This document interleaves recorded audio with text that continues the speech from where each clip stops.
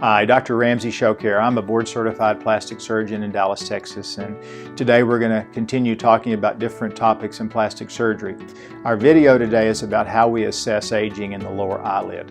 There are three things we look at in the lower eyelid when we assess aging. First is the surface texture of the skin. Second is the topography of the lower eyelid, the undulation or the bulge that might be there. And third is the pigment, because some people genetically have a darker pigment under their eye that makes them look like they have more aging.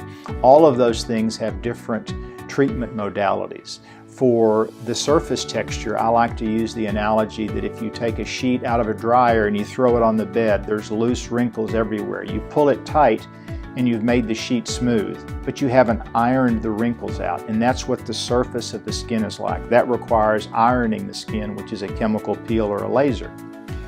When you pull the skin tight, you may improve the lower lid, but pulling the skin tight in the lower lid is one of the biggest judgment calls a surgeon can make, because it can affect the contour of the lower lid. So removing too much skin in the lower lid is a major issue that surgeons know about, and most patients want the skin pulled tighter, but there's a reason you can't do that. So that's one area that we talk about in the lower lid. Then it comes down to the topography, the bulge that may be visible in the lower lid or the bag. That can be improved non-surgically with fillers if the bulge is not too large and the valley and the bone below becomes exposed. You can fill that very gently with a filler.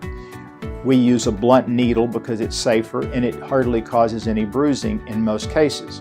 But as the bulge gets larger, the only real fix is surgery, because if you keep filling the trough below the bulge, it just looks too full and abnormal.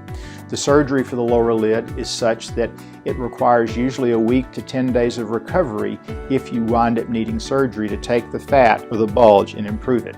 So the three things we look at again are the surface wrinkling, the topography or the bulge in the lower lid, and then the pigment. And if it's the pigment, usually that requires chemical peeling or retin-A or even a bleaching cream, and that's a very difficult thing to remove. So I hope that helps you when you think about the aging in your lower lid.